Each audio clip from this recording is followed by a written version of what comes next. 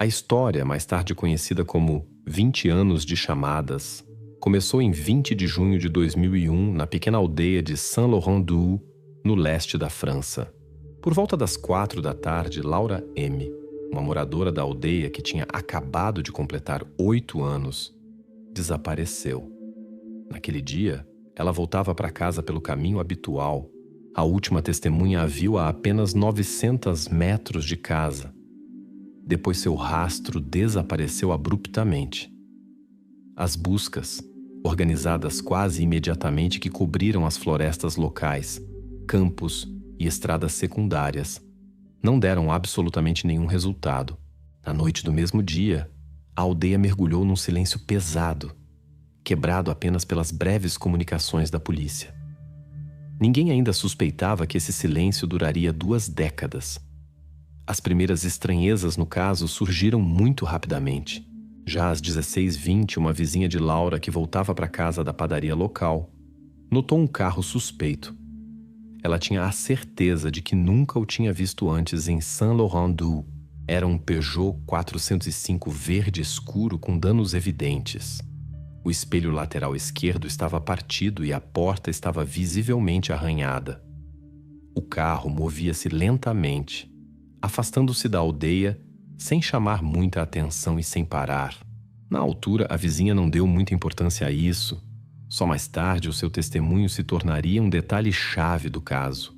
3 dias após o desaparecimento, às 02h17 da manhã, ocorreu uma chamada telefônica que se revelou a primeira de uma série de muitas mensagens estranhas semelhantes. A voz de um desconhecido, gravada pelos criminalistas, disse apenas uma frase: "A tua menina agora está segura." Ao tentar identificar o número do chamador, a polícia deparou-se com um problema inexplicável. Tecnicamente, a chamada parecia não existir. A operadora não a registrou. Mas a gravação da voz, que se tornou uma prova importante, foi cuidadosamente guardada nos autos do processo. Outro detalhe invulgar foi registrado cerca de 1h30 após o desaparecimento, às 17h45. Inesperadamente para a polícia local, soou uma ordem pela comunicação de rádio geral. Todos os postos devem verificar imediatamente as estradas de entrada e saída. Para a pacata França provincial, esta foi uma velocidade de reação incrível. A polícia claramente suspeitava de algo mais do que um simples desaparecimento. Mas as razões para tal prontidão súbita não foram explicadas na altura, e este detalhe permaneceu uma questão por muitos anos. Os suspeitos apareceram quase imediatamente, e em 2 direções completamente diferentes. O primeiro foi um morador local, o motorista do autocarro escolar, o idoso Pierre Dubois. Todos o conheciam, e ele foi a última pessoa a ver oficialmente Laura antes do seu desaparecimento.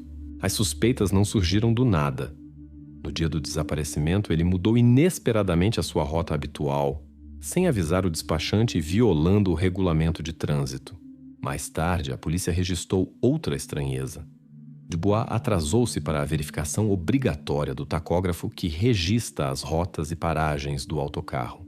No entanto, quase simultaneamente, a investigação tropeçou noutra pista completamente diferente.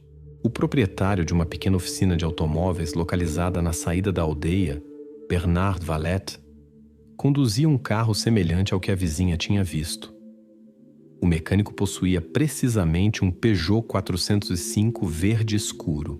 Assim, os investigadores obtiveram 2 vetores de suspeita. Um levava a um morador conhecido e respeitado da aldeia, o outro a um estranho, um homem sobre quem pouco se sabia. Inicialmente, a atenção da polícia estava totalmente focada em Pierre Dubois. Uma inspeção detalhada do autocarro não revelou nada suspeito, mas os operacionais decidiram verificar tudo com mais cuidado. Solicitaram os dados do tacógrafo, que registra as paragens e movimentos do transporte. As leituras do aparelho revelaram-se estranhas e ambíguas. O autocarro tinha de facto desviado da rota e o seu movimento não coincidia com o horário. No entanto, o aparelho registrou inequivocamente uma longa paragem na paragem da escola, mais de 20 minutos. Isso significava que Dubois não poderia estar noutro lugar no momento crítico em que Laura desapareceu. No entanto, a polícia nesta fase decidiu não o excluir ainda da lista de suspeitos. 72 horas após o desaparecimento no meio da noite, soou novamente uma chamada telefônica. A mesma voz repetiu praticamente a mesma frase, enfatizando a palavra segurança.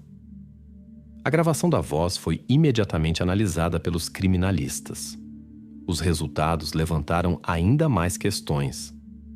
A voz coincidia com a primeira chamada em 96%. Uma semelhança tão alta significava que o chamador poderia ter usado um fragmento de discurso previamente gravado. Naquele momento, a polícia não tinha a capacidade técnica para confirmar inequivocamente esta hipótese, e os investigadores ficaram com a incerteza nas mãos. A investigação estava concentrada em pessoas, rotas e veículos, ainda sem suspeitar que o principal mistério do caso residia num plano completamente diferente. As chamadas telefônicas pareciam apenas um acréscimo invulgar, um detalhe aleatório no quadro geral. Ninguém ainda percebia que seriam precisamente essas chamadas que em breve virariam toda a investigação de cabeça para baixo.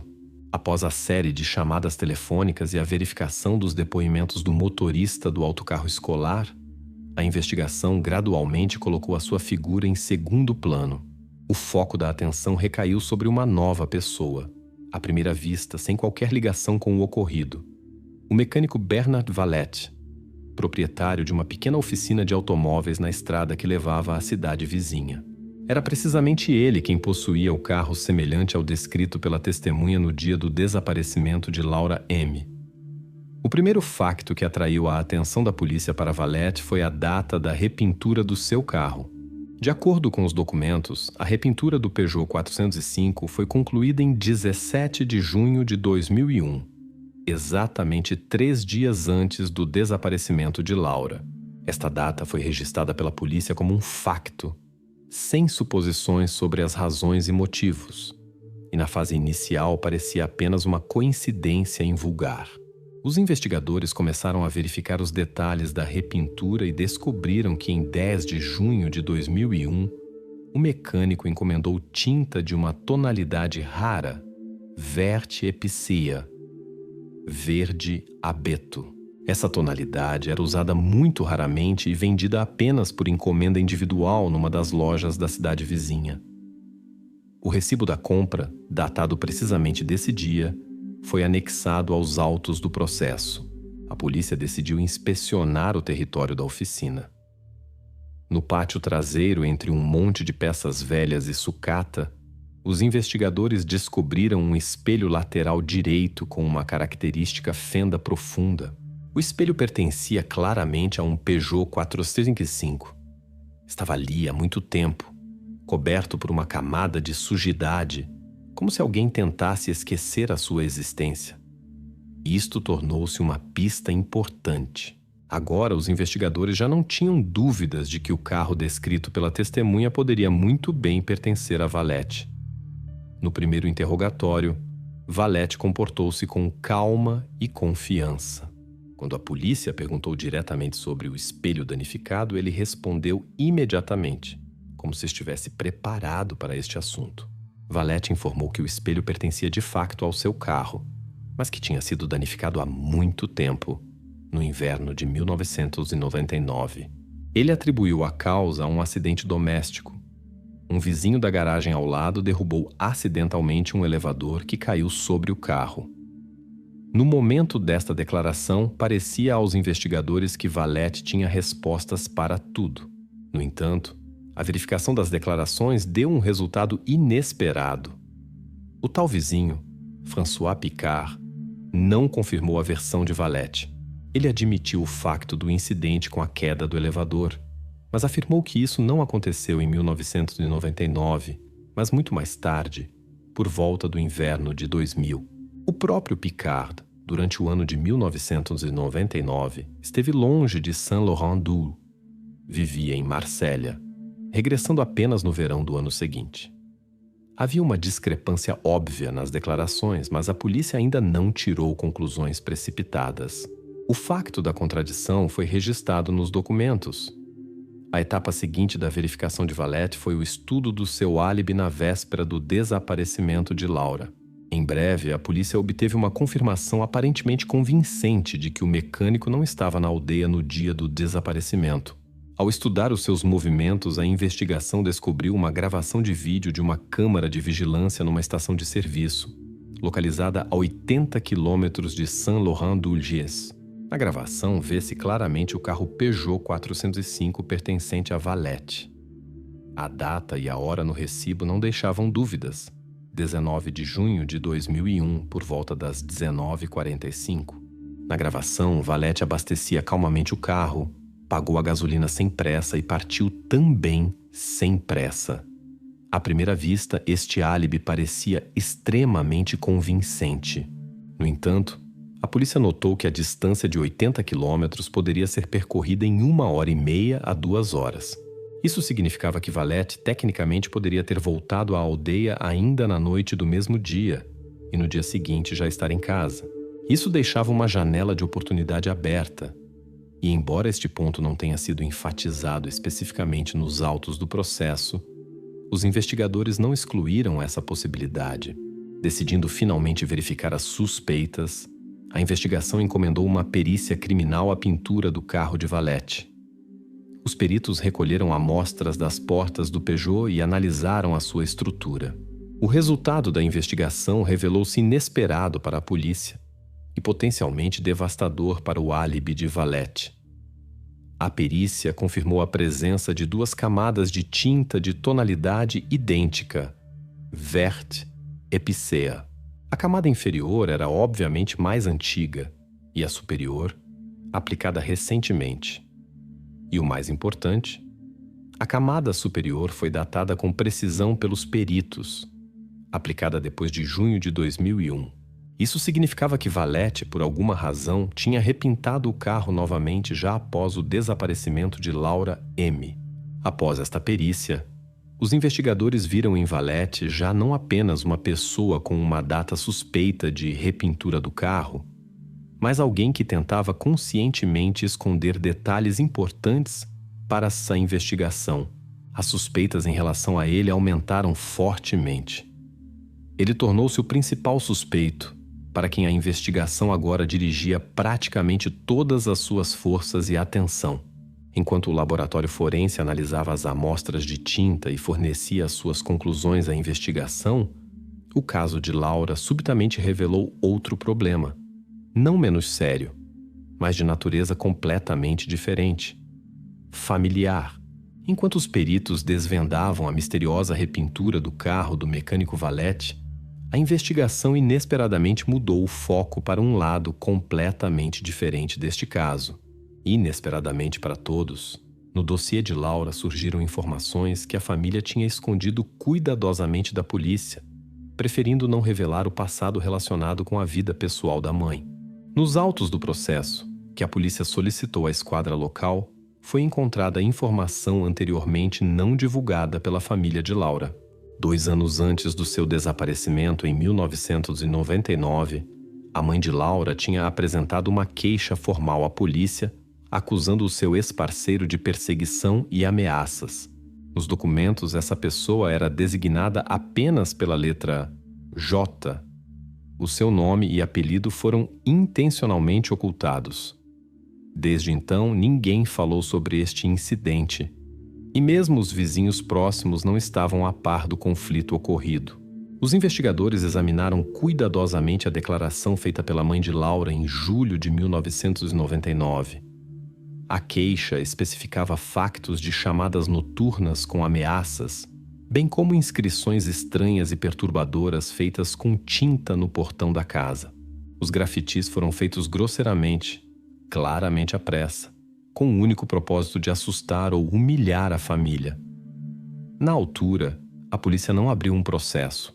Os agentes tiveram uma conversa com J, após a qual a mãe de Laura subitamente retirou a sua queixa. A razão foi formulada vagamente: por motivos familiares. A investigação considerou o conflito resolvido.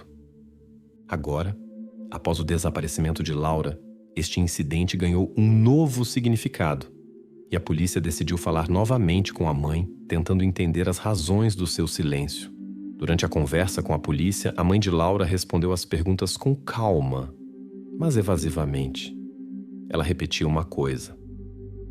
Jota tinha deixado a França há muito tempo e, tanto quanto ela sabia, não tinha regressado. Ela assegurava que não tinha contactado com ele desde então e não tinha motivos para suspeitar dele no ocorrido. No entanto, os polícias interrogaram os vizinhos que viviam perto da casa da família.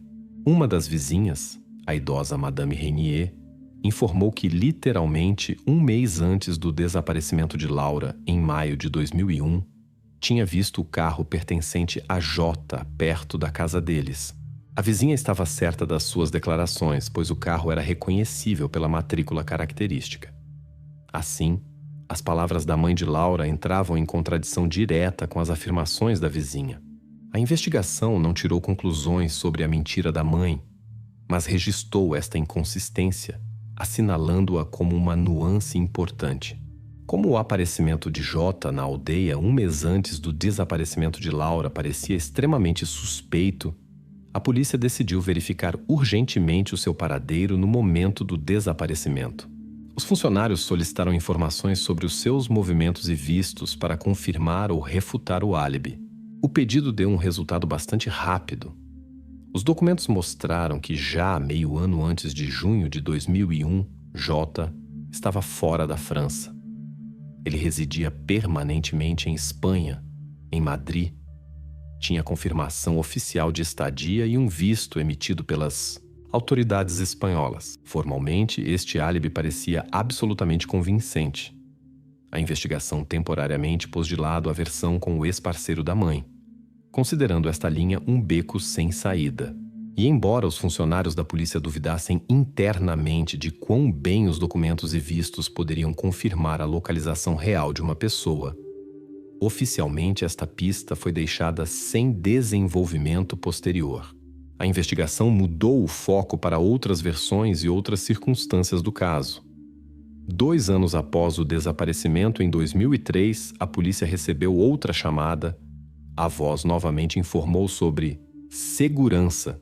A gravação foi enviada para perícia a um conhecido foneticista de Paris.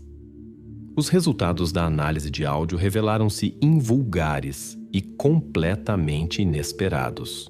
O perito foneticista indicou que numa única palavra na gravação, proferida pelo chamador, ele distinguia claramente um leve toque de sotaque castelhano.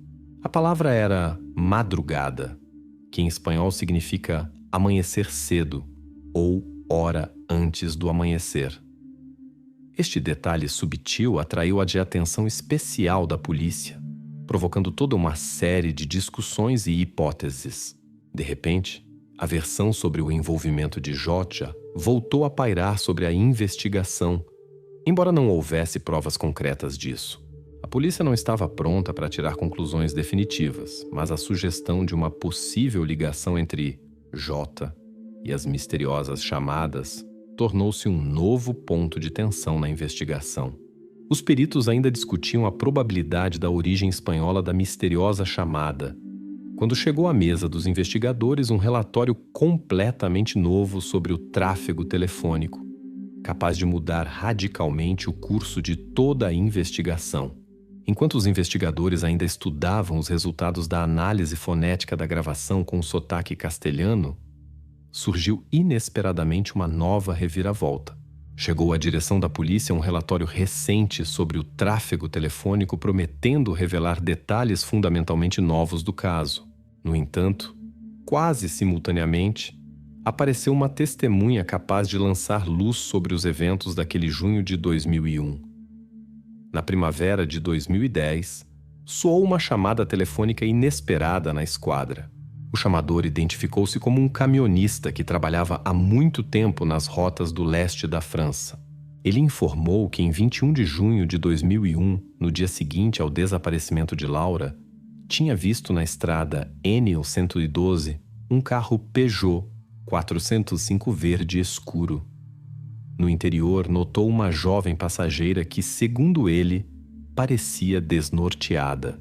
O depoimento do anônimo foi feito quase 9 anos depois, e a investigação recebeu-o com cautela. Na sua declaração, a testemunha explicou por que razão não tinha contactado a polícia durante tanto tempo. Naquele dia, na cabine do caminhão, juntamente com ele, estava a sua filha de 6 anos. O próprio motorista lembrava-se vagamente do episódio, no entanto, foi precisamente a filha que reparou num objeto invulgar que se encontrava no banco traseiro do Peugeot verde. Ela descreveu claramente uma pequena bicicleta com uma cor viva, multicolorida, vistosa. A criança lembrou-se deste detalhe por muito tempo. E quando, muitos anos depois, em 2010, a televisão voltou a mostrar a foto de Laura com a descrição dos eventos de 2001, a filha já crescida do camionista lembrou-se instantaneamente da bicicleta. Foi precisamente isso que levou o pai a contactar a polícia depois de tantos anos. Na polícia, compreenderam imediatamente a importância do detalhe sobre a bicicleta, embora na altura a investigação ainda não dispusesse de quaisquer outras provas que confirmassem as palavras da testemunha. Os policiais tentaram encontrar confirmação adicional do depoimento do motorista nos arquivos das câmaras de videovigilância rodoviária. Em primeiro lugar, foram verificadas as câmaras nas portagens das autoestradas. No entanto, descobriu-se que nos arquivos das gravações de vídeo de 2001 já não existiam. O prazo de conservação dessas gravações é de apenas 7 anos, após o qual são automaticamente destruídas. Apesar da ausência de confirmação em vídeo, os investigadores não se apressaram a pôr em causa a veracidade do testemunho. A ausência de gravação de vídeo não significava ainda que a testemunha estivesse a mentir. A polícia estava claramente ciente de que o tempo estava a jogar contra eles, e muitas pistas e provas já tinham sido perdidas irremediavelmente. Para tentar avançar de alguma forma, a polícia decidiu divulgar publicamente a informação sobre a característica invulgar: um Peugeot 405 verde e uma bicicleta colorida no banco traseiro. Este passo teve um efeito inesperado.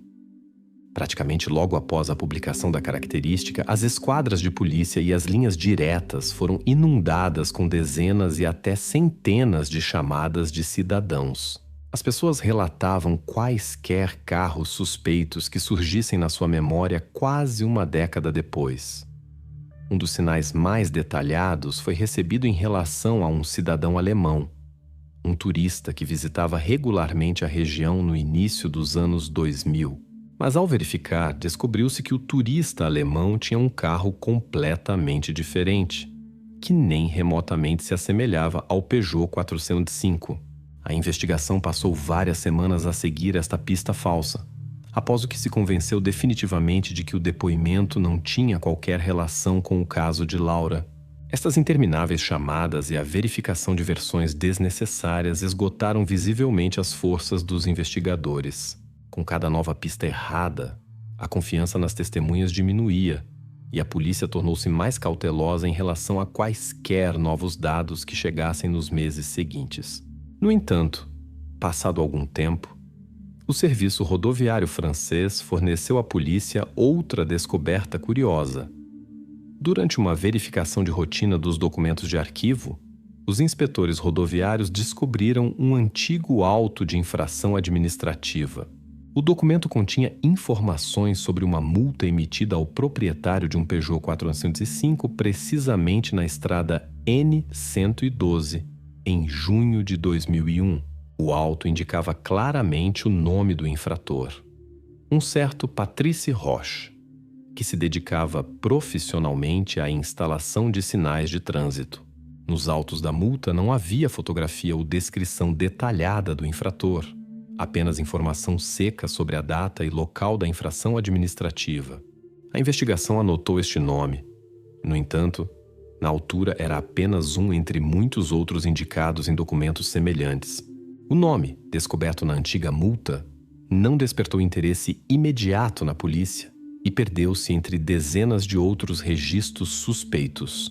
Para a investigação, era apenas mais um ruído. E nenhum dos polícias podia prever que precisamente este detalhe se tornaria importante no futuro. O nome do antigo auto de infração encontrado pelo serviço rodoviário permaneceu por enquanto na periferia da investigação. Ao mesmo tempo, os investigadores mudaram a atenção para um ramo completamente diferente do caso. O Departamento Econômico da Polícia descobriu algo estranho na base de dados de vendas de cartões SIM, que parecia não ter qualquer ligação com a multa encontrada e as suspeitas antigas.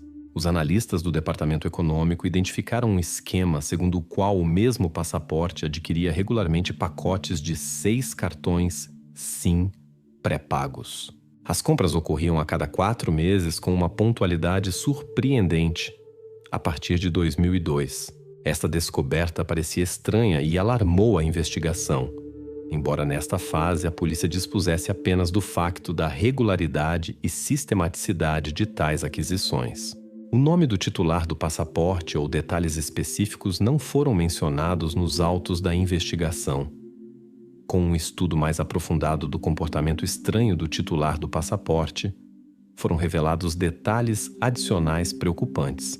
Todos os cartões SIM adquiridos eram ativados estritamente durante a noite, predominantemente entre a meia-noite e as 3 da manhã. Cada cartão SIM era usado apenas 1 ou 2 vezes, após o que era imediatamente desativado e destruído. Tal metodologia indicava um desejo consciente de evitar qualquer possível rastreamento. Os polícias notaram um sistema claro e uma total ausência de emoções nas ações do desconhecido. Não se tratava de uma pessoa casual ou impulsiva, mas de um indivíduo cauteloso e calculista.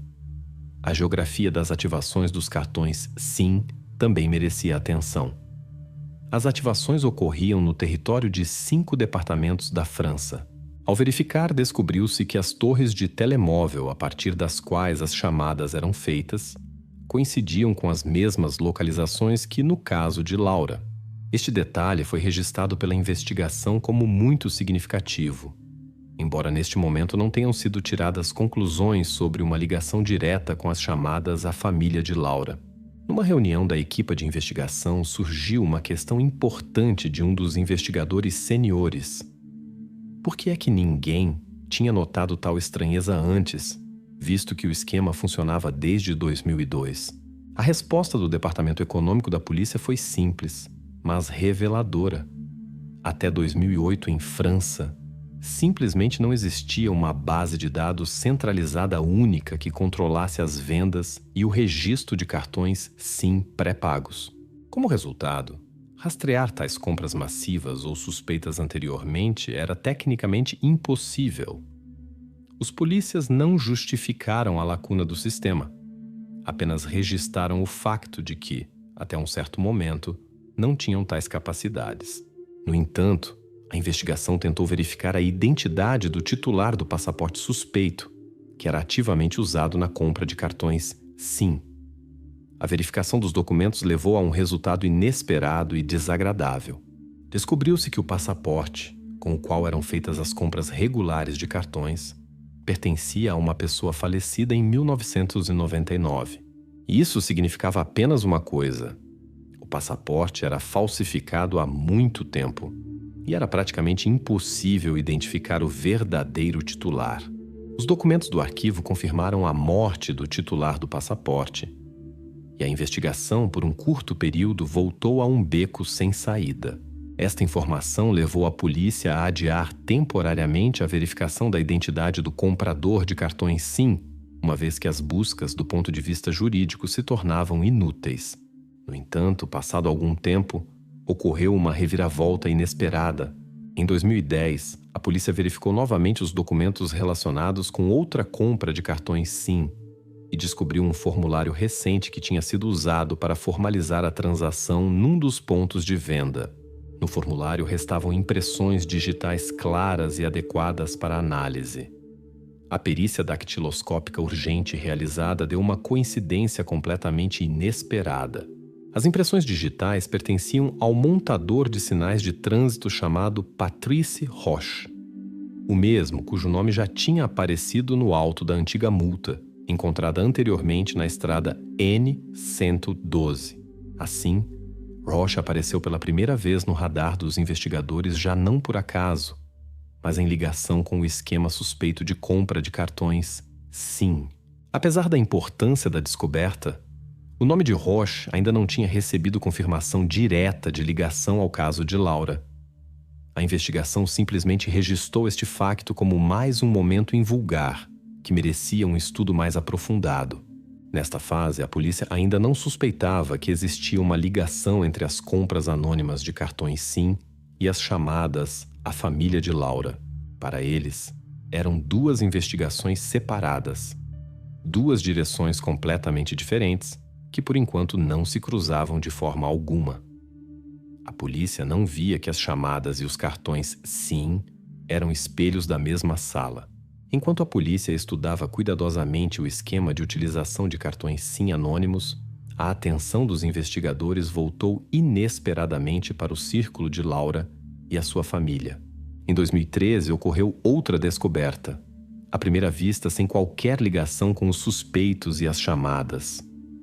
No entanto, foi precisamente ela que fez novamente a investigação olhar para dentro da família, onde se guardavam os seus próprios segredos. Durante uma nova busca na casa da família de Laura, a polícia apreendeu um disco rígido de computador antigo. Entre muitos ficheiros, os investigadores descobriram uma pasta estranha chamada simplesmente 2002.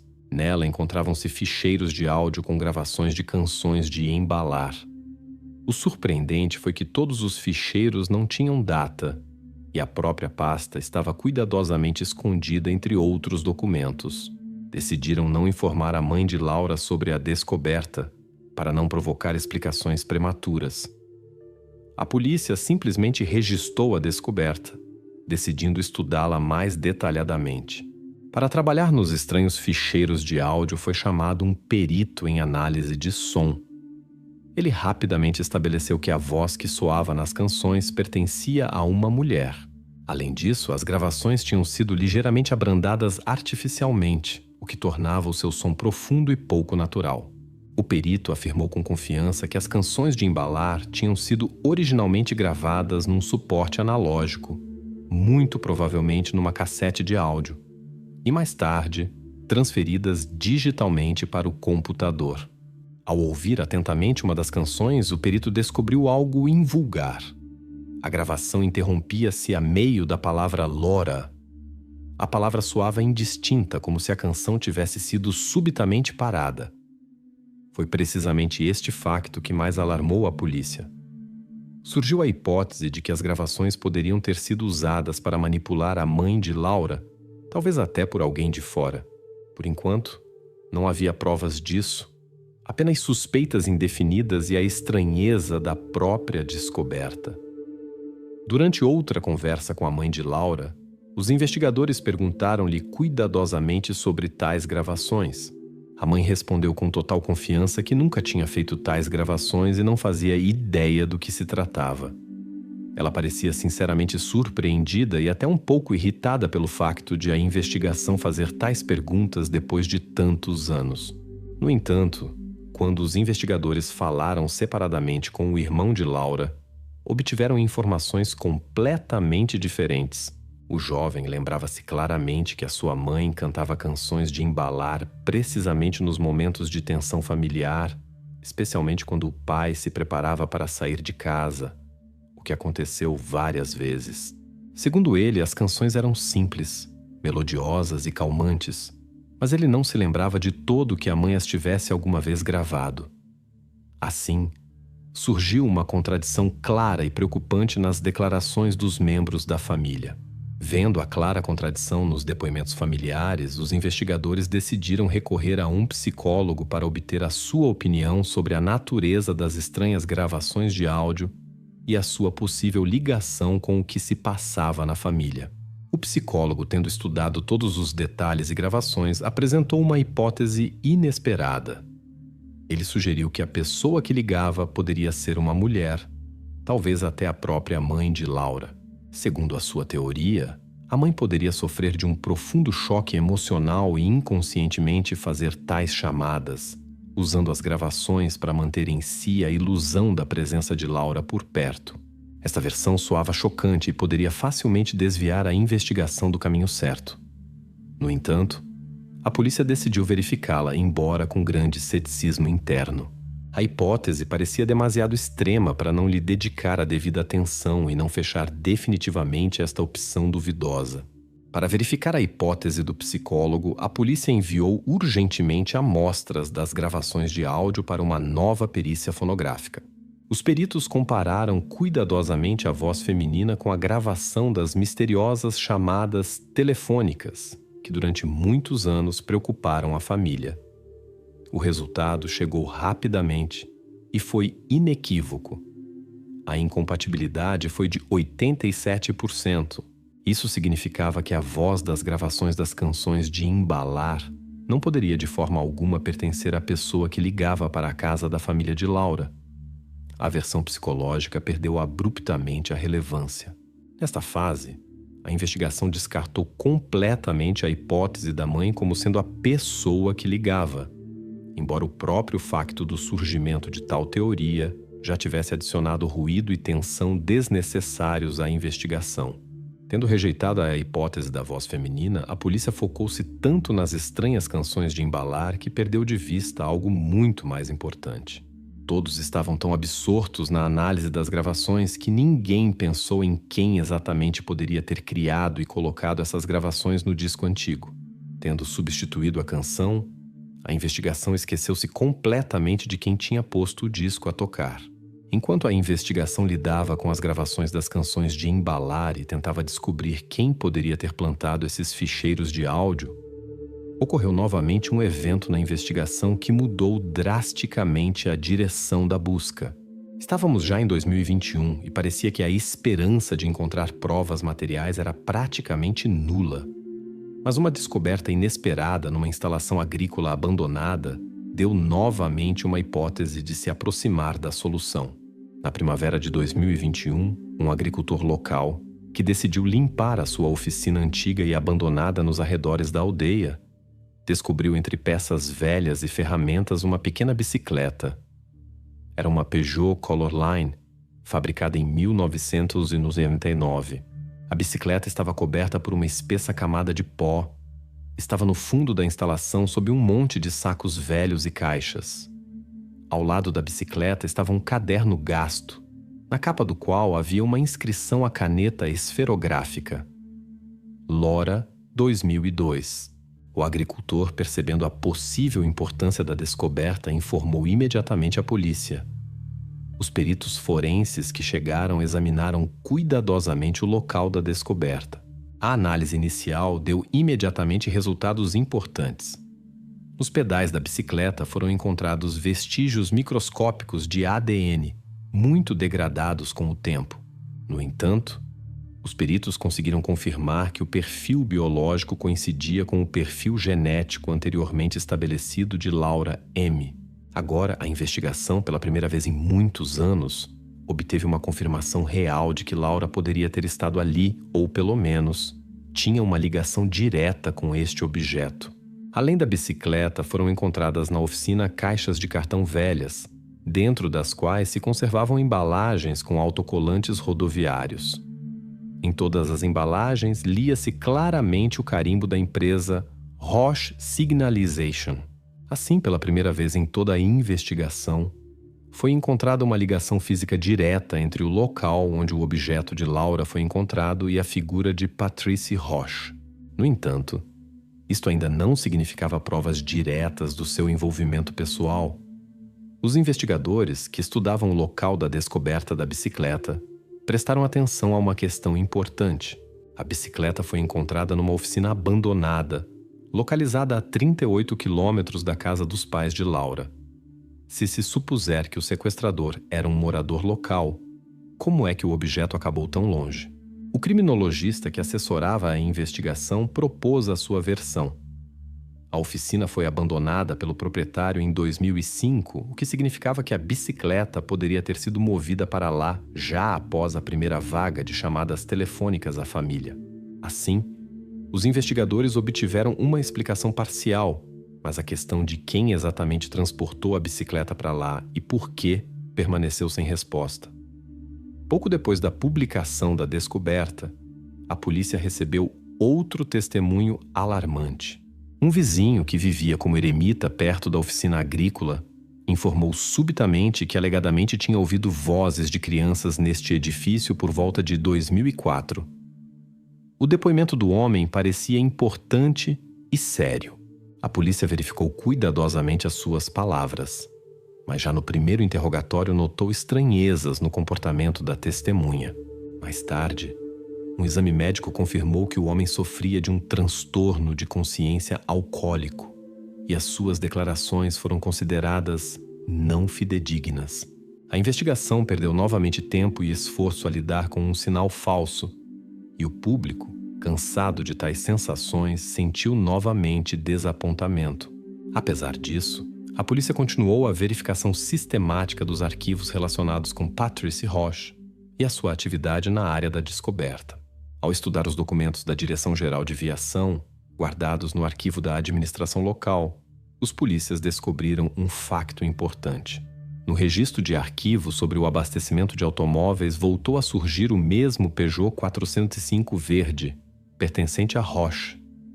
De acordo com o registro, o carro foi abastecido numa estação de serviço nas imediações da oficina encontrada. O abastecimento foi datado de 19 de junho de 2001, um dia antes do desaparecimento de Laura. Assim, o nome de Patrice Roche estava agora diretamente ligado já a 3 factos importantes: o carro Peugeot 405, a compra de cartões SIM anônimos e o objeto de Laura encontrado na oficina abandonada. Apesar de tudo isto, a investigação não dispunha dos elementos principais de qualquer processo criminal. Um motivo claro e a própria pessoa que desapareceu há 20 anos. Neste ponto, a investigação tinha esgotado quase todos os recursos temporais e humanos.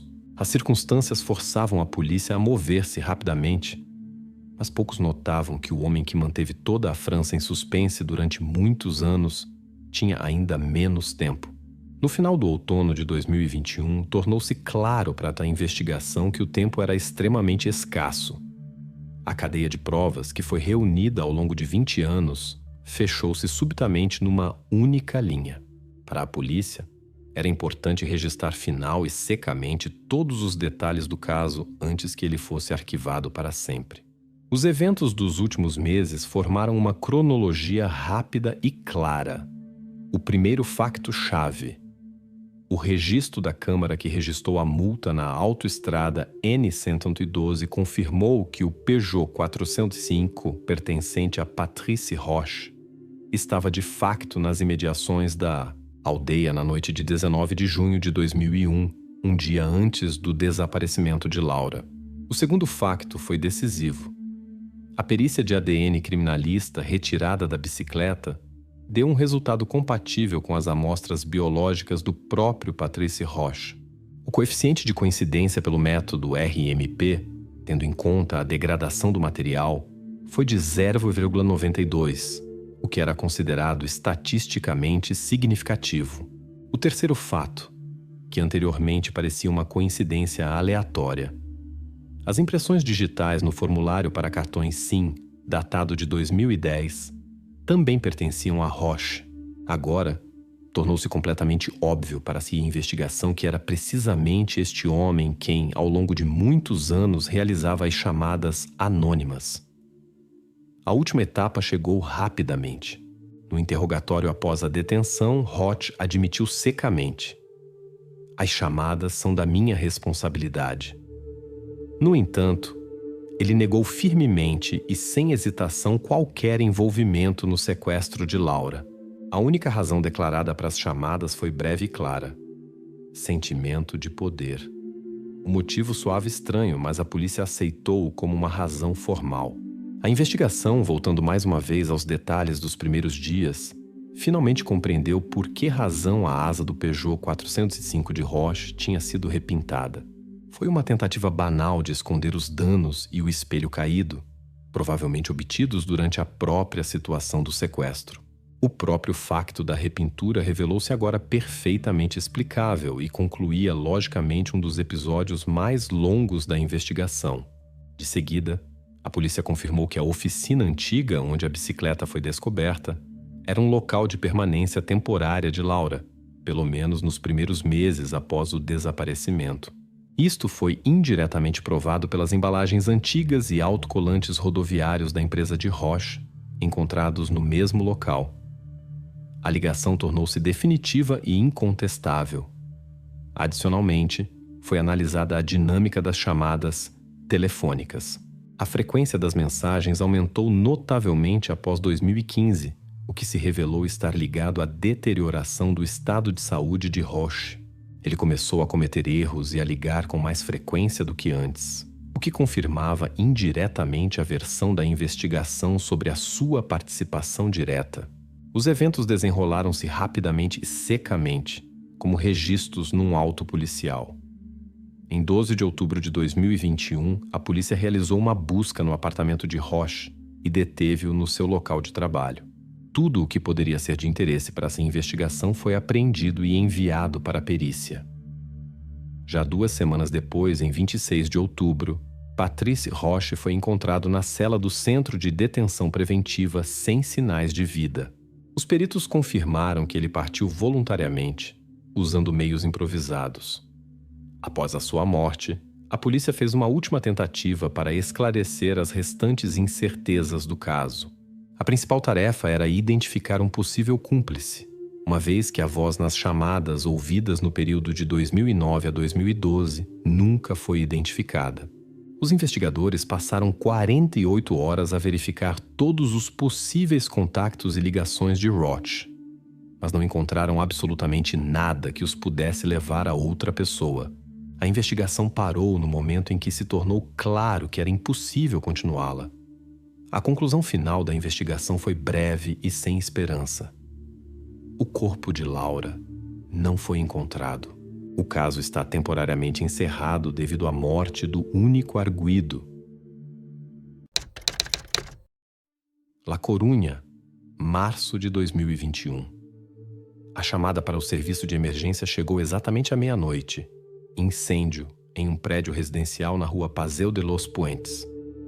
Em 7 minutos, os bombeiros já estavam no local. O fogo foi rapidamente apagado, mas logo ficou claro que não era uma chamada comum. Ao inspecionar os danos, um dos bombeiros notou um detalhe estranho. A parte traseira de um armário antigo, revestida com compensado, estava se movendo.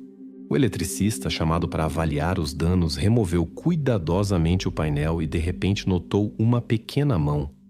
No momento seguinte, alguém com a altura de uma criança de 3 anos saiu do compartimento oculto. Mais tarde, descobriria-se.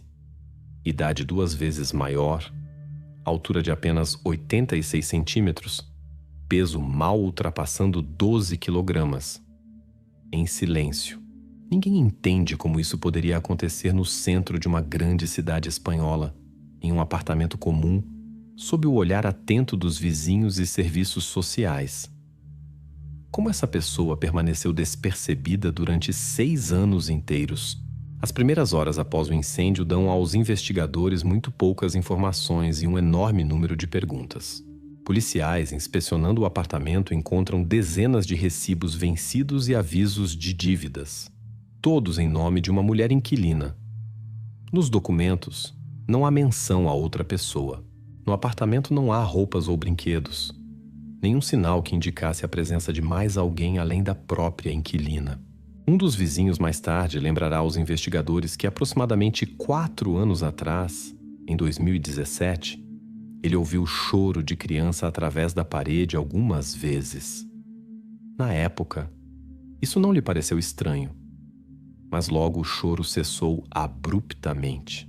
Seguiu-se um longo e perturbador silêncio, ao qual os vizinhos rapidamente se acostumaram. O próprio incêndio foi causado por um curto-circuito em um cabo antigo que passava atrás do armário, mas foi justamente isso que levou à descoberta do nicho secreto, feito no armário de roupas. Alguém equipou propositalmente esse espaço apertado com um painel de compensado. Dentro do armário, os investigadores encontram evidências de que uma pessoa passou um longo tempo lá. As paredes estão manchadas com marcas de mãos. No chão e nas paredes há sinais de permanência. Tudo indica que era praticamente impossível sair dali sozinho. O cheiro dentro fala por si. Esse local era um lugar de permanência constante. A polícia rapidamente identifica 2 possíveis suspeitos. A primeira é a própria inquilina. A mulher morava nesse apartamento há muito tempo. Levava uma vida reclusa, quase não se comunicava com os vizinhos. Nunca houve queixas, reclamações oficiais ou problemas com serviços sociais. Durante o primeiro interrogatório após o incêndio, ela parece absolutamente calma. Nega qualquer conhecimento sobre o ocorrido e afirma que morava sozinha. Suas respostas soam uniformes e monótonas. Os policiais estão céticos, mas não têm motivos formais para detê-la. O segundo suspeito é um homem que visitava regularmente o apartamento durante a noite. Ele é simplesmente chamado de visitante noturno. Nenhum dos vizinhos viu claramente seu rosto ou sabe seu nome. O visitante aparecia tarde da noite, saía de madrugada, tentando não ser visto por outros moradores. Na noite do incêndio, as câmeras registram um homem saindo do prédio exatamente 20 minutos antes do início do fogo. Ele carrega uma bolsa de tamanho médio, parecida com uma mochila esportiva. Seus passos são calmos, seus movimentos não apressados. Nada revela nervosismo ou pressa. A polícia imediatamente levanta a hipótese de que o visitante noturno poderia ter levado algo importante do apartamento, possivelmente até algo inanimado. Mas apenas 1 hora depois, os investigadores recebem informações que refutam completamente sua suposição inicial. A pequena pessoa do armário está viva. Isso significa que a bolsa provavelmente não tem relação com o principal mistério. Quem é então esse homem? E o que ele estava fazendo no apartamento pouco antes do incêndio? As perguntas permanecem sem respostas. Os investigadores revisam atentamente as gravações das câmeras de vigilância. O homem saiu da casa calmamente, carregando aquela bolsa esportiva. A teoria de que ele poderia estar carregando algo relacionado ao caso parecia convincente até o momento em que a polícia percebeu que o principal objeto da investigação estava vivo e sob sua custódia. Na bolsa, obviamente, havia algo diferente, não diretamente relacionado a este incidente. Talvez objetos pessoais comuns, talvez itens domésticos. A própria bolsa gradualmente se torna apenas uma pista falsa para a polícia, mas o homem continua sendo uma figura que requer atenção especial. Seu envolvimento no caso ainda não foi confirmado, mas também não foi completamente descartado. O relatório final dos bombeiros, anexado ao caso, contém detalhes importantes. O incêndio começou dentro do armário, mais precisamente atrás de sua parede traseira, onde passava a fiação elétrica antiga. Isso prova que o armário não era apenas um local de permanência temporária, mas usado constantemente e por um longo período. Os especialistas começam a trabalhar. As testemunhas são chamadas à delegacia para um interrogatório repetido e mais minucioso. Autoridades oficiais dão comentários contidos. Palavras como horror e pesadelo não são pronunciadas, apenas fatos secos. O local do incidente foi examinado. A identidade da pessoa encontrada está sendo estabelecida. Os serviços sociais se recusam a comentar a situação, citando o sigilo da investigação. Os investigadores ainda não divulgam ao público todos os detalhes conhecidos por eles. A Espanha fica sabendo deste caso logo na manhã seguinte. Ele causa repercussão pública não por emoções, mas por fatos secos e pela inexplicabilidade da própria situação. 6 anos atrás, de uma porta de compensado de um armário antigo no centro de uma grande cidade. Uma circunstância com a qual a Espanha se deparou pela primeira vez. A investigação está apenas começando. Alguns dias após o incêndio, a polícia detém a pessoa que os vizinhos apelidaram de visitante noturno. Era Sérgio M., desempregado de 27 anos. Ele estava registrado como morador do apartamento desde 2016, mas não tinha renda oficial. Como isso é possível, se é necessário pagar regularmente pelo aluguel? Os investigadores imediatamente notaram um fato importante. Até aquele dia, Sérgio nunca havia chamado a atenção das autoridades policiais. Não tinha antecedentes criminais, multas ou mesmo infrações administrativas. O perfil de uma pessoa comum que simplesmente estava no lugar errado na hora errada, ou havia algo mais por trás disso? Isso se tornou um novo ponto de atenção para a investigação. Ao examinar inicialmente o telefone de Sérgio, a polícia rapidamente encontrou vários detalhes estranhos, mas ainda pouco reveladores. Ainda em 2016, ele pesquisou coisas estranhas na internet. Por exemplo, como acalmar o choro à noite. Por que tais pesquisas foram feitas por alguém que, como ele afirma, nunca teve parentes pequenos no apartamento? Mais tarde, as pesquisas mudam drasticamente. Sérgio começa a procurar ativamente cupons de desconto para apostas esportivas. Isso parece estranho, considerando que ele não tem renda oficial. Como ele planejava viver de apostas esportivas? Essa é uma questão que a investigação deixa sem resposta por enquanto. Os depoimentos dos vizinhos acrescentam novos detalhes ao quadro, mas não simplificam o caso. Uma das moradoras do prédio informa à polícia que viu Sérgio várias vezes tarde da noite na entrada do prédio com pacotes que, pelo cheiro e aparência, continham restos de comida. Para onde ele levava os pacotes? Por que fazia isso à noite? Novamente permanece um mistério. Ainda mais interessante é a informação dos serviços sociais. Nos últimos anos, inspeções dos órgãos sociais vieram 2 vezes. E em ambas as vezes foi Sérgio quem abriu a porta. Os inspetores não notaram nada suspeito. O jovem estava calmo, convincente, educado e não levantou suspeitas. Por que os serviços sociais não descobriram nada? Este fato se torna mais um elemento da intrincada imagem da investigação. Durante os interrogatórios, Sérgio se comporta nervosamente, mas não confuso. Ele está irritado, mas controla suas palavras. A pergunta direta sobre onde a pessoa do armário esteve todos esses anos, Sérgio dá uma resposta que inicialmente soa bastante convincente. Ela viveu todo esse tempo na fazenda do meu primo, fora da cidade. A resposta poderia ser lógica, se não fossem os depoimentos dos vizinhos que ouviram choro justamente neste apartamento em 2017. A polícia pergunta diretamente a Sérgio como explicar o choro infantil que soava precisamente atrás da porta do seu apartamento. Sua resposta parece estranha e desajeitada para os investigadores. O quê? Poderia ser a televisão. Eu assisto muitos filmes. Talvez os vizinhos tenham imaginado. Gravações do choro, é claro, não existem. A investigação não pode confirmar ou refutar as palavras de Sérgio, mas essa resposta parece fraca e levanta suspeitas entre os oficiais. Seu álibi começa a parecer instável, mas ainda faltam provas diretas. Sérgio continua se defendendo, não admitindo nada que pudesse confirmar diretamente sua conexão com a pessoa encontrada. Nesta fase, a polícia decide verificar mais detalhadamente todas as pesquisas recentes feitas do telefone de Sérgio. Uma das buscas recentes soa particularmente alarmante. Em março de 2021, pouco antes do incêndio, Sérgio procurou aluguel de van. A investigação imediatamente levanta a hipótese de que o suspeito planejava transportar algo, possivelmente algo que não deixou vestígios de vida. Essa versão parece plausível. Seria lógico tentar esconder as evidências após o incêndio simulando um acidente. Mas uma verificação mais detalhada revela um detalhe importante.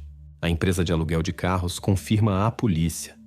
Sérgio realmente entrou em contato, preencheu o formulário e até reservou preliminarmente um veículo. Mas então cancelou abruptamente o pedido. Os motivos do cancelamento são desconhecidos. Ele nunca recebeu a van. Este fato instantaneamente leva a investigação a um novo ciclo de dúvidas. O suspeito realmente tinha a intenção de esconder algo, ou foi uma busca aleatória, não relacionada à investigação? Nesse contexto, os investigadores recebem os resultados da análise de DNA de um detalhe incomum encontrado no apartamento: uma garrafa plástica de água doce que estava ao lado do armário. Pareceria lógico se nela fossem encontradas impressões de Sérgio. Mas o relatório surpreende a todos. Na garrafa, as impressões digitais da própria inquilina são claramente identificadas e não há vestígios de Sérgio. Isso muda novamente o foco da investigação.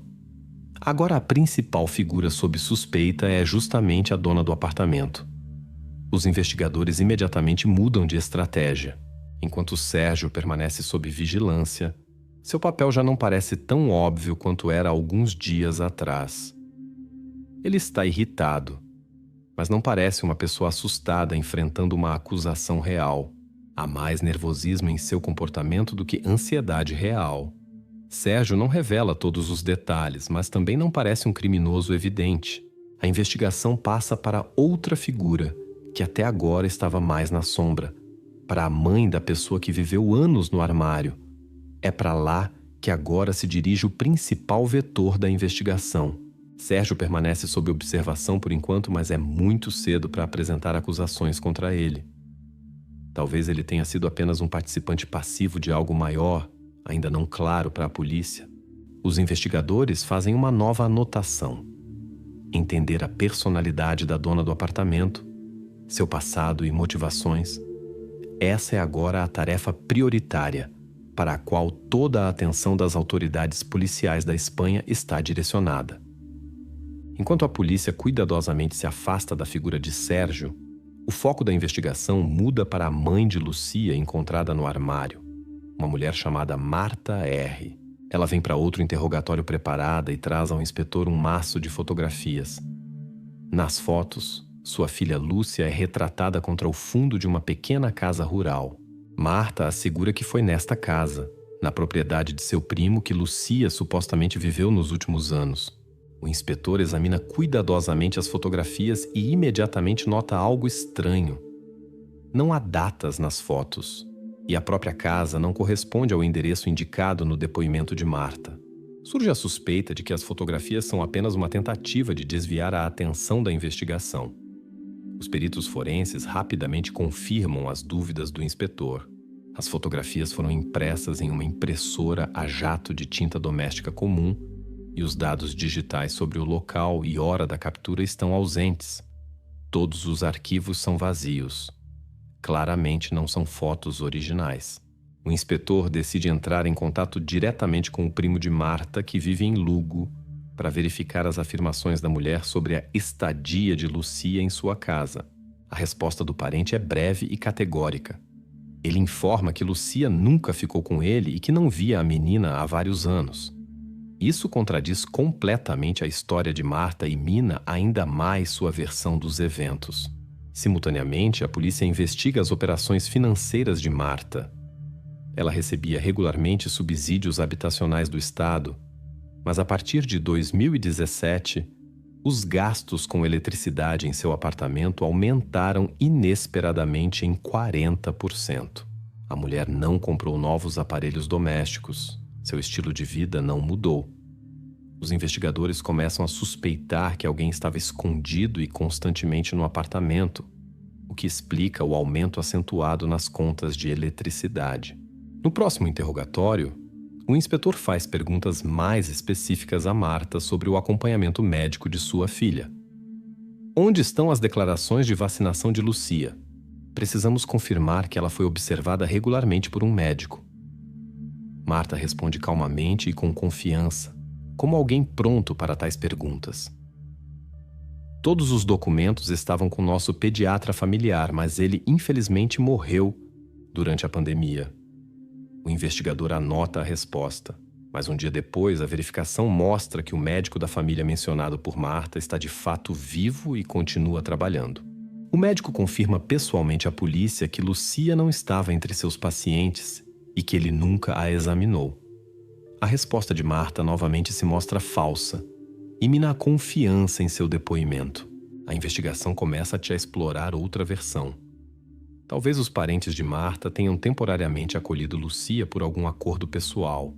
Surge a suspeita de uma possível troca ou transferência da menina para outras pessoas por dinheiro ou por alguma circunstância familiar. No entanto, ao verificar contas bancárias, Não são encontradas transferências de dinheiro suspeitas.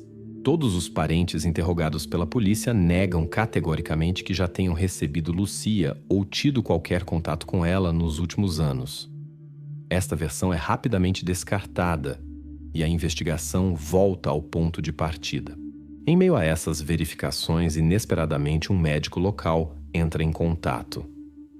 Ele lembra que em 2017 Marta veio até ele pedindo um atestado médico para uma viagem ao mar em nome de sua filha. Na ocasião, a mulher não trouxe a própria Lucia, explicando isso pelo mal-estar da menina. O médico, não vendo motivo para suspeitas, emitiu o atestado sem examinar a paciente. Agora, este episódio suscita novas questões para a investigação sobre os motivos e ações de Marta. A investigação decide dar o próximo passo. Os inspetores solicitam oficialmente o detalhamento das chamadas telefônicas de Marta dos últimos anos. Talvez a análise das conversas telefônicas permita entender o que se esconde por trás da calma e das ações obscuras da mulher. Até este momento, Marta se comporta de maneira uniforme, calma, às vezes se perdendo apenas quando os investigadores fazem perguntas específicas sobre datas e eventos concretos. É justamente sua calma e a ausência de motivos evidentes que mais preocupam os inspetores, levando-os a avançar na tentativa de desvendar esta história incomum. Enquanto os inspetores aguardam os resultados do detalhamento das chamadas de Marta, surge inesperadamente uma nova testemunha. O eletricista que trabalhou no apartamento de Marta e Sérgio. O homem veio à polícia por conta própria, claramente ciente da seriedade da situação. Ele informa ao inspetor um detalhe importante. Aproximadamente 1 ano antes, ele já havia consertado a fiação exatamente no local onde agora ocorreu o incêndio. O eletricista lembra claramente de um detalhe. Na época, o armário já estava firmemente fixado à parede com grandes pregos atravessando-o. Mas por que ele permaneceu em silêncio antes e só relatou isso agora, quando a história ganhou ampla publicidade? A investigação imediatamente solicita confirmação das palavras do eletricista. O homem traz documentos, entre eles uma fatura de maio de 2020. Nos documentos está claramente indicado: substituição da tomada atrás do armário. Isso coincide com a descrição do atual local do incêndio. O eletricista explica calmamente aos investigadores que durante o trabalho ele realmente ouviu alguns ruídos suaves vindo de trás do armário, semelhantes a movimentos ou rangidos. No entanto, na época, o homem considerou que eram roedores domésticos comuns, ratos ou ratazanas. Ele enfatiza que não ouviu nenhuma voz ou sons claros de uma pessoa.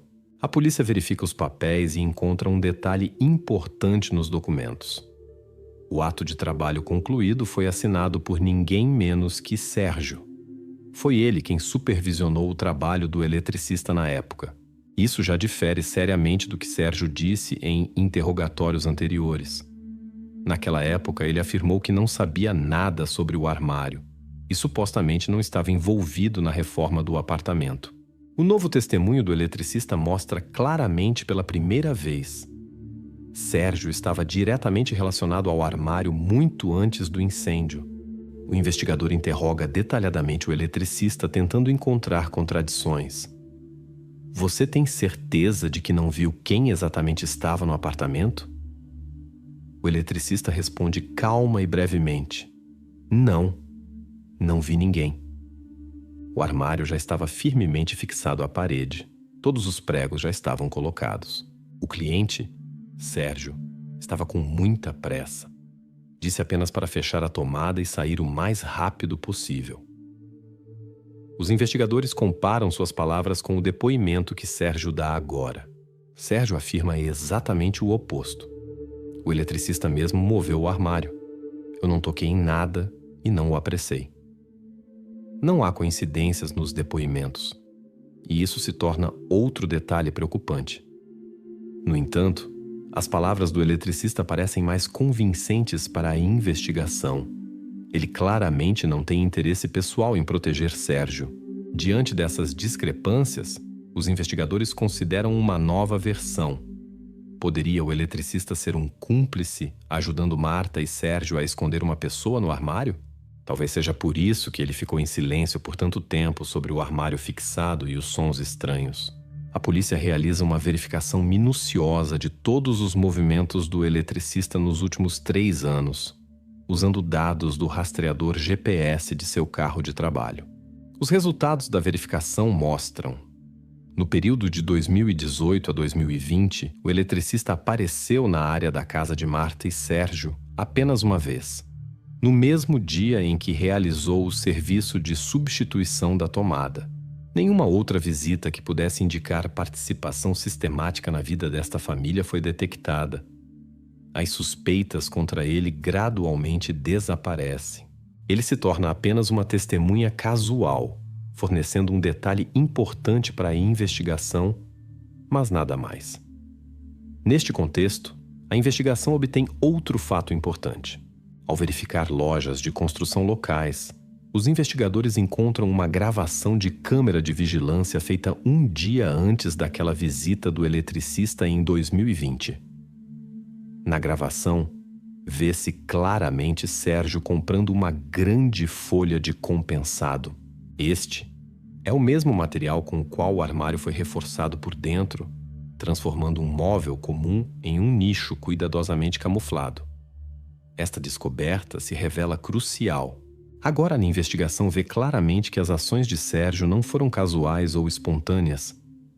Ele se preparou com antecedência para a visita do eletricista e conscientemente fez tudo possível para esconder o que estava dentro do armário. O compensado, os pregos, o armário previamente fixado. Tudo indica que o que acontecia não poderia ser uma coincidência ou uma solução temporária. Confirma-se o caráter sistemático das ações de Marta e Sérgio. Os fatos finalmente começam a formar um quadro coerente. A investigação agora tem marcos temporais claros. A compra do compensado um dia antes da visita do eletricista. A conta de luz drasticamente aumentada a partir de 2017. A negligência sistemática dos exames médicos de Lucia. Os documentos de serviço assinados por Sérgio. Todos esses detalhes isolados começam a se unir, mostrando um quadro claro de como Marta e Sérgio agiram metódica e deliberadamente por um longo período. Os investigadores já não duvidam que não se trata de uma coincidência, mas de um plano bem pensado que operou por anos, permanecendo despercebido sob o nariz dos serviços sociais e vizinhos. A investigação durou um pouco menos de 1 ano. Durante todo esse período, a polícia reconstruiu passo a passo os eventos que se escondiam atrás da porta fechada do apartamento em La Coruña. Quando o caso chegou ao tribunal, a versão da investigação foi finalmente confirmada. O iniciador do isolamento de Lucia foi justamente Sérgio. Nos materiais do processo judicial, ele declarou diretamente: ela chorava constantemente. Isso incomodava.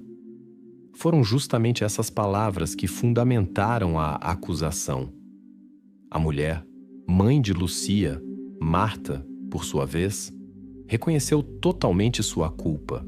Ela confirmou que concordou com a decisão de Sérgio, pois temia perdê-lo e, consequentemente, perder benefícios sociais. O tribunal estabeleceu que Lucia passou em isolamento pelo menos 1949 dias, quase 6 anos, despercebida pelos serviços, vizinhos e autoridades. Os investigadores reconstruíram completamente todos os momentos-chave do ocorrido. Por exemplo, o aumento acentuado nas contas de eletricidade a partir de 2017 agora tinha uma explicação lógica. Marta e Sérgio deixavam um aquecedor ligado perto do armário durante o tempo frio. Isso explicou o salto nos gastos com eletricidade, que nunca foi notado pelos serviços sociais.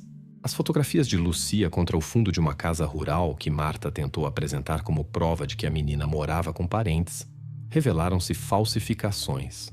A mulher não imprimia as fotos em casa, como os criminalistas inicialmente pensaram, mas em uma pequena copiadora local.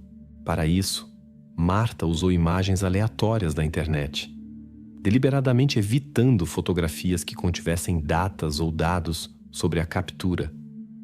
Assim, Ela criava uma aparência de bem-estar e normalidade da situação. No caso, também surgiu um grave erro burocrático cometido pelos serviços sociais. Ao verificar a versão sobre a residência de Lucia com o primo em Lugo, os funcionários dos órgãos de tutela limitaram-se a uma conversa telefônica formal. Uma visita pessoal ao endereço nunca ocorreu, e isso permitiu que a situação permanecesse oculta por vários anos. Durante a leitura da sentença no tribunal, havia um silêncio absoluto.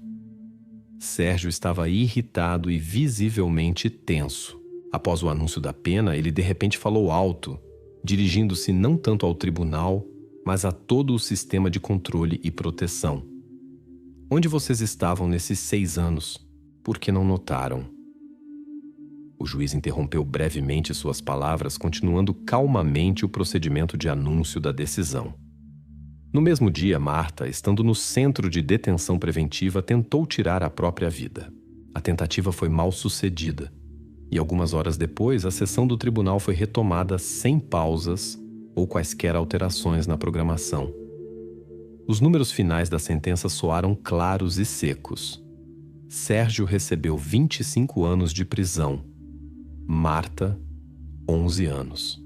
Nos materiais do tribunal, enfatizou-se que ambos os condenados agiram deliberada e consistentemente, tentando evitar publicidade e limitando ao máximo quaisquer contatos de Lucia com o mundo exterior. A investigação não encontrou circunstâncias atenuantes, apesar da tentativa de Marta de se apresentar como vítima da influência de Sérgio.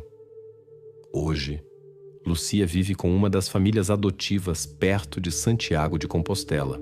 Segundo os médicos, sua condição física está gradualmente se estabilizando.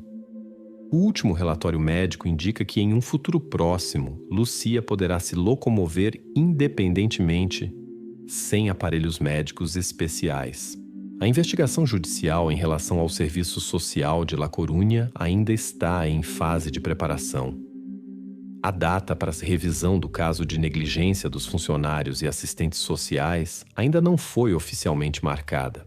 O próprio sistema que permitiu tal erro ainda não sofreu nenhuma responsabilização.